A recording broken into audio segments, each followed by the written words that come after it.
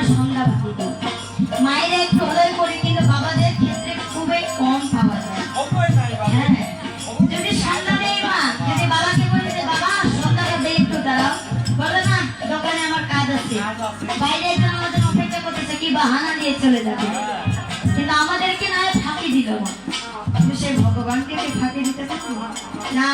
এবং তুলসী তলায় বসি না, কিন্তু সবাইকে তুলসী সে পত্রটা প্রয়োজন হয়।